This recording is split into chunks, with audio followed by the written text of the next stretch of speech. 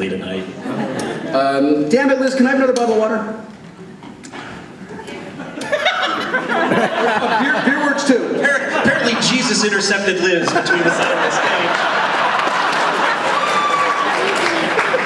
Yeah! He got visited by Beer Jesus. Thank you, Beer Jesus! Okay, I want that printed on a t-shirt before the end of the show. Okay. The beer is still in my head!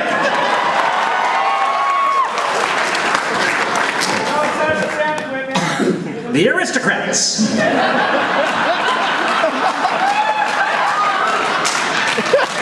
I told you dexterity was my dump stat. I don't know why anybody put anything near me that could fall. Oh, just to watch you drop it. I'm probably being flanked by 100 things right now, and I can't see any of them. All right. This story is about being a nerd. Big surprise. And being Wesley Crusher. Flying a spaceship. And meeting William fucking Shatner.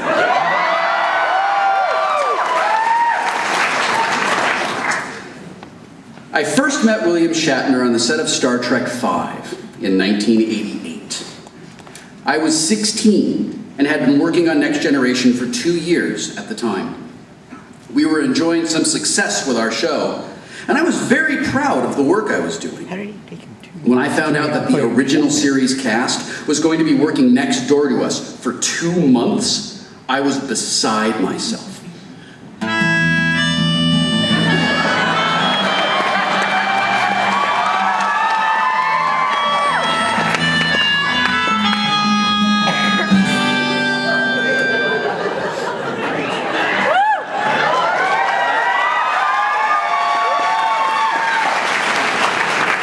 I forgot to tell you that LeVar Burton and I were the only 2 original Next Generation cast members who were sort of like out of the closet Star Trek fans.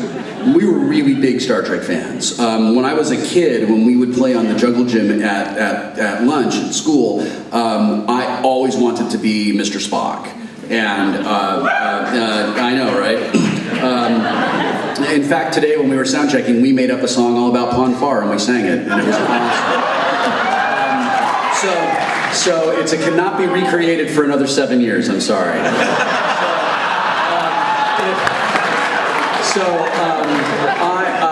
I loved Star Trek. I watched it every day on Channel 5 in the afternoon, and I had seen every episode multiple times, and that is very important context for everything that happens in this story.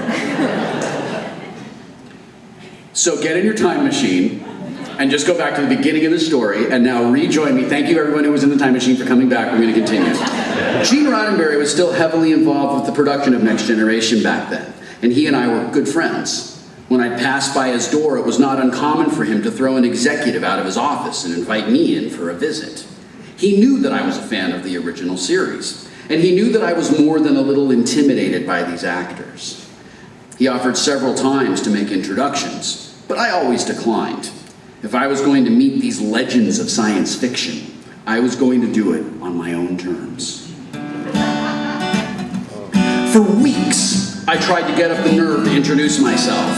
When I would walk from the stage to my dressing room or my schoolroom, I would do it slowly, looking at their stage door, hoping to catch a glimpse of Mr. Spock or Dr. McCoy, or even the legendary Captain Kirk. The few times they did appear, though, I could never find the courage to approach them. This went on for about 6 weeks. Each night I ask the stars up above, why must I be a teenager in love?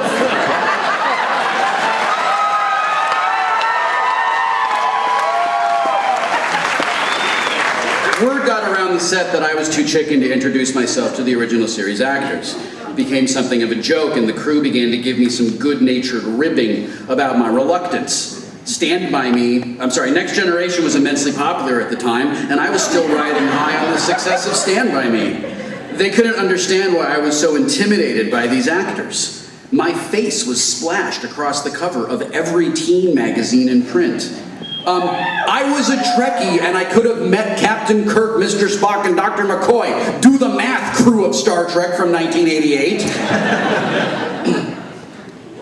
One afternoon, while I was sitting around stage 9 talking with Mandy, my costumer, they opened the huge stage door across the way, and I could see right into the set of Star Trek V. It was a large area. Maybe it was like a cargo bay, full of extras and equipment. It was different from our set. Not as cool. But it was unmistakably the Enterprise. Standing in the middle of it all was William Shatner.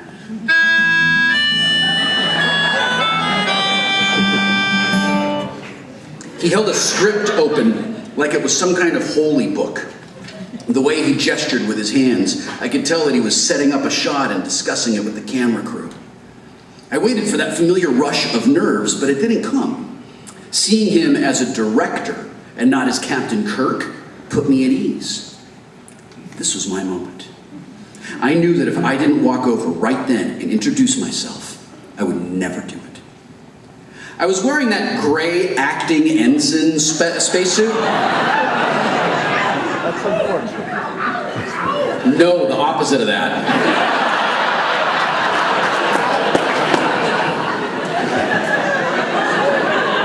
It was unzipped, and I had the sleeves tied around my waist. That costume was uncomfortable, so I'd take the top half off whenever I got the chance. Some people like to have a spacesuit crawling up their ass. I'm not one of them. Because it was a jumpsuit, I would tie the sleeves around my waist, and I would wear a lightweight fleece jacket, zipped up to cover the embarrassing muscle suit the producers made me wear.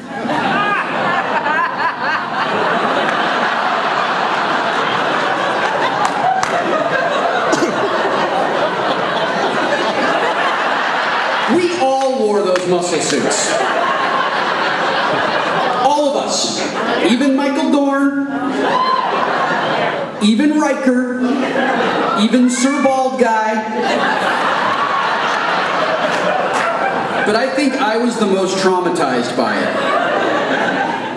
I have always been a little guy without any muscle mass, and having to wear all that thick padding did nothing to improve my fragile teenage self-esteem.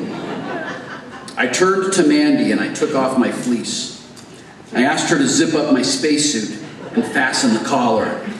Oh, Mandy, you came and you zipped up my spacesuit. If I was going across the street to meet William Shatner, well, then I was going to do it as Starfleet regulation as possible.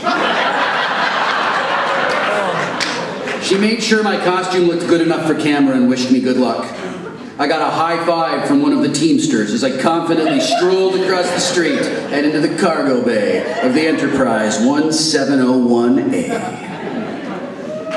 It took about 8 steps for my confidence to evaporate. Surrounded by extras in Starfleet dress, standing next to a shuttlecraft, William Shatner, the director,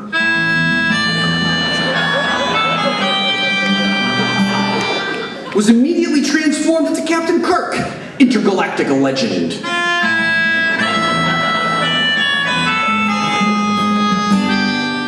I was transformed from Wil Wheaton, fellow actor, film industry professional, into Wil Wheaton, drooling fanboy and Star Trek geek. I looked around. I guess I had blended in well because nobody had noticed me. I turned to make my escape and bumped into a still photographer who had worked on Next Generation the first season. "Hey, Will, what are you doing here?" he asked. I swallowed and looked at the stage door.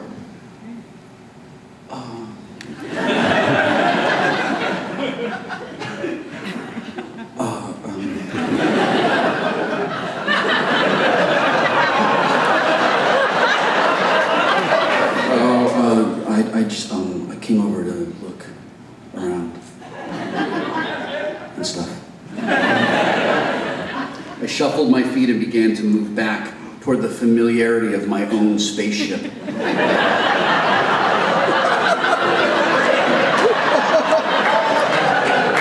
Well, look, as long as you're here, you should meet Mr. Shatner.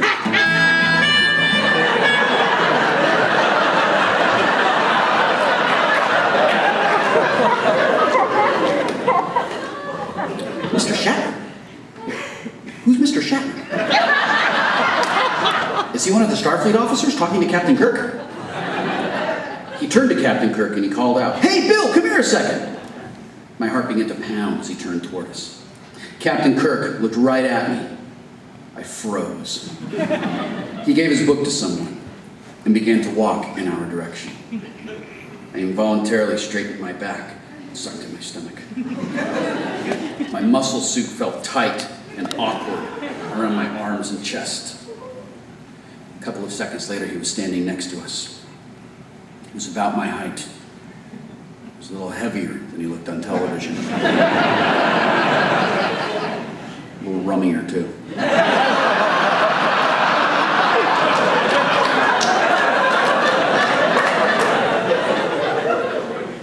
Captain James T. Kirk of the Starship Enterprise said, "What can I do for you?"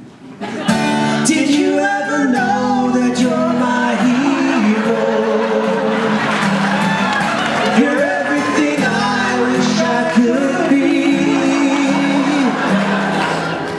Bill, this is Wil Wheaton. He is a member of the cast of The Next Generation, and he would like to meet you. I could fly higher than an eagle, 'cause you are the wind beneath my wings.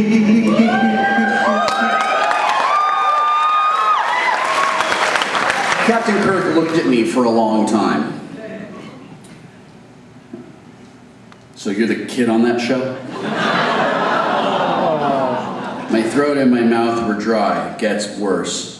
My palms were sweating. My heart pounded in my ears as I answered. Yes, sir. My name is Wil." He continued to look at me.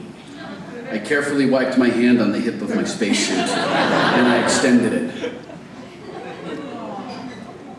"It's really nice to meet you." He didn't take my hand.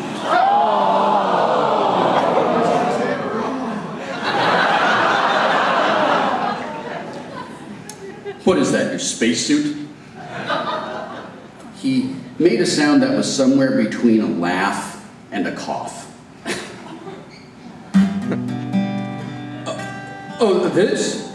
Oh, yeah. It's not as cool as yours, but it's what they make me wear." I put my hand down. I really wanted to leave. I felt a little lightheaded.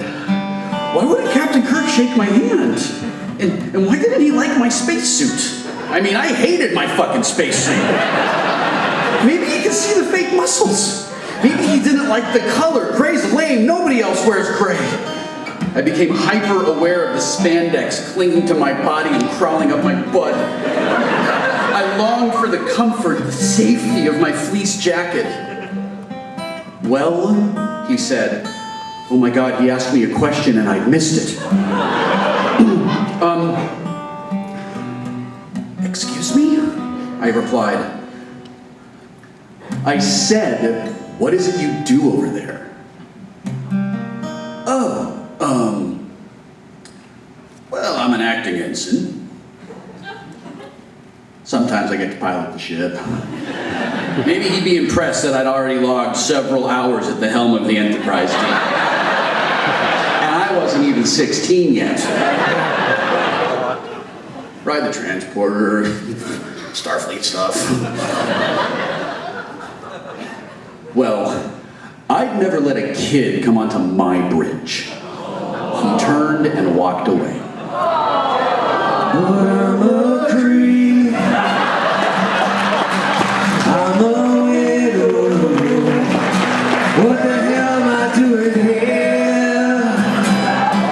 I don't belong here.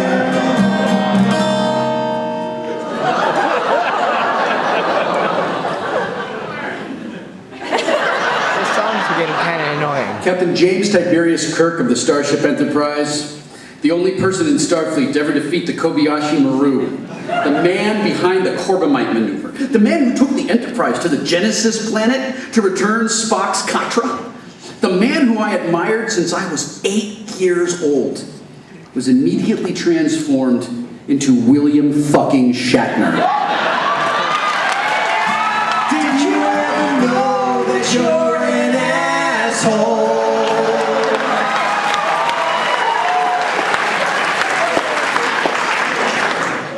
At the top of this story, I usually remind the audience that we're actually cool now. But it's still a great story. I bit my lip and turned to say goodbye to the still photographer who had made the introduction, but he had vanished as well. Thanks, guy. I walked back to my own stage with my head down, avoiding eye contact the entire way. When I got to the entrance, I found Mandy and asked her to unzip my costume so I could put my fleece back on. As she unzipped the back, she said, "Did you get to meet William Shatner?" "Yeah." I tried not to let on that I was upset. "What's wrong?" she said as she handed me my fleece. Well, I hesitated. Saying it out loud was going to make it real.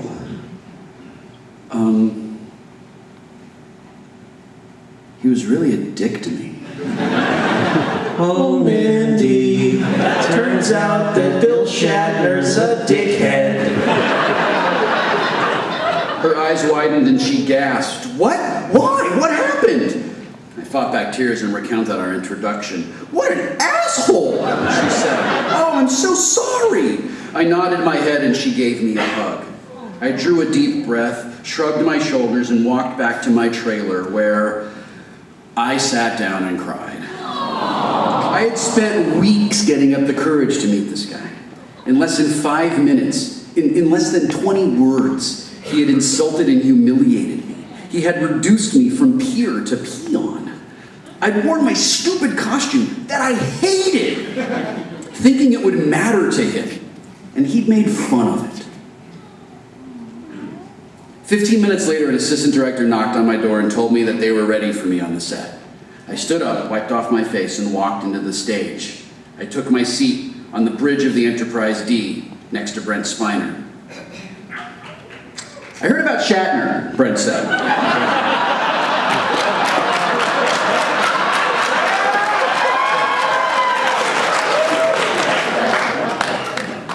"Yeah," I said. "You know he wears a toupee, right?"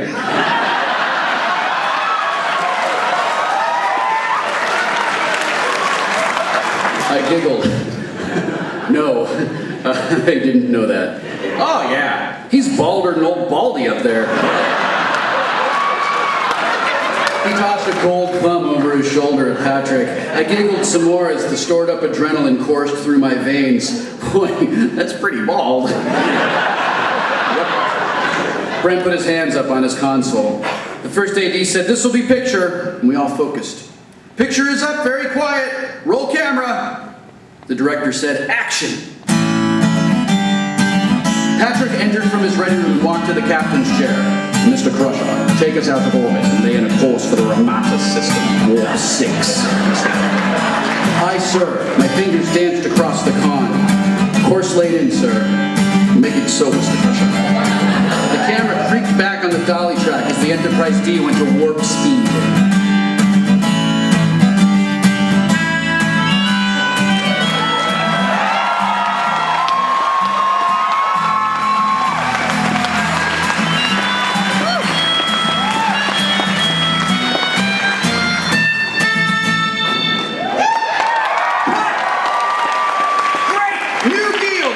Said, "Wrong set, we're moving to the observation lounge for scene 55. Actors, you have 10 minutes. On my way back to my trailer, oh, by the way, that's what happened every time we went to warp speed on Next Generation. We just had 2 guys that sit on the side of the stage. Their whole job was to do exactly that. We have to send them, we have to send them a check every time we do one of these shows. On my way back to my trailer, the DGA trainee stopped me. "Gene Roddenberry would like you to call his office, Will." "Okay." I changed direction and walked to the stage phone. My heart began to beat hard in my chest. Had Gene Roddenberry heard?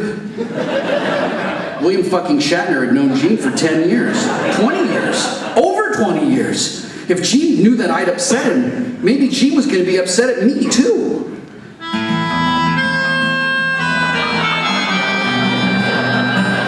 I passed the craft service table set up behind the Starfield that hung next to the 10 Forward set. Michael Dorn and Jonathan Frakes were pouring cups of coffee. To hell with him, W, Jonathan Frakes said.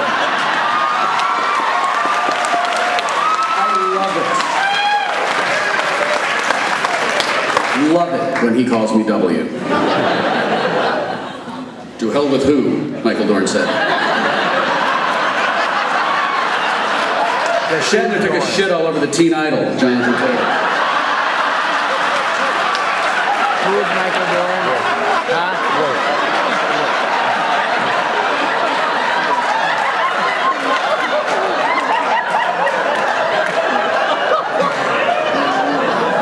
True story. Beneath his latex Klingon forehead, Michael Dorn rolled his eyes. You want me to kick his ass?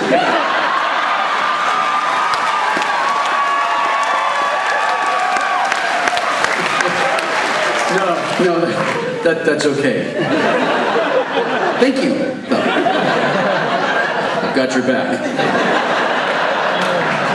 I picked up the set phone. We called it the Bat phone, and I was such a Batman fan that I actually drew a bad Batman logo on the Bat phone.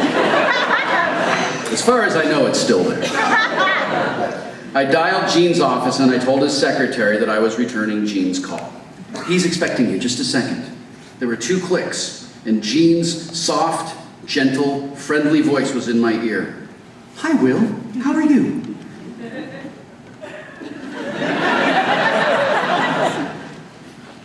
I'm okay. How are you? Fine. Listen, Will, I understand you had some words with Bill Shatner today. Oh, fuck.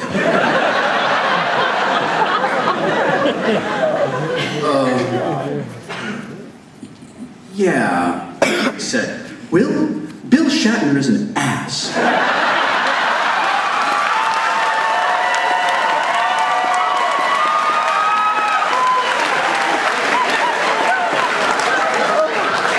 I'm proud to have you on my show. Don't you ever forget that.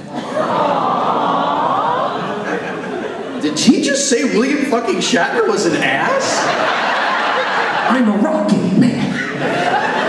And then he said that he was proud of me? Rocket man. Gosh, Gene. Thanks. Under the circumstances, it was the best I could do.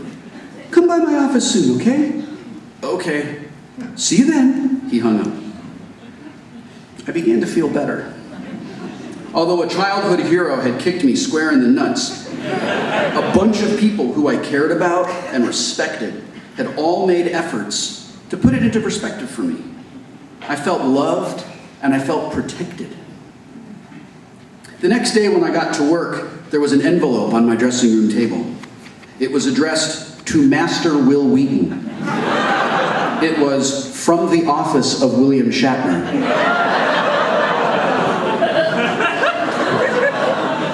I dropped my backpack and tore it open. Inside there was a single 8x3 note card. The Paramount Pictures logo was stamped into the top in blue, and William Shatner was stamped into the bottom in gold capital letters. There was a message typed on the card. It said, "Dear Will, you are a fine young actor, and I would be honored to have you on my bridge any day. Sincerely yours, Bill." He'd signed it in ink. I held it up to the light and rubbed my thumb on it to make sure it was real. My phone rang. Hello? Will, it's Gene Roddenberry. Good morning, Gene. I spoke with Bill Shatner yesterday.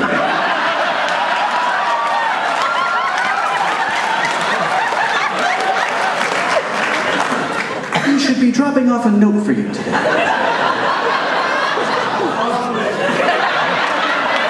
It's Already here, I said. I read it to him. Good. You are a fine young actor. See you later. I couldn't believe it. Gene Roddenberry, the creator of Star Trek and Great Bird of the Galaxy, had called William fucking Shatner, Captain Kirk, and director of Star Trek V, and asked him to apologize to me, Wil Wheaton, 16-year-old acting ensign in an ugly spacesuit and drooling fanboy. Of all the wonderful gifts Gene gave me over the years, this is one of my most fondly remembered, because I'm pretty sure that without Gene's intervention, that note never would have been written.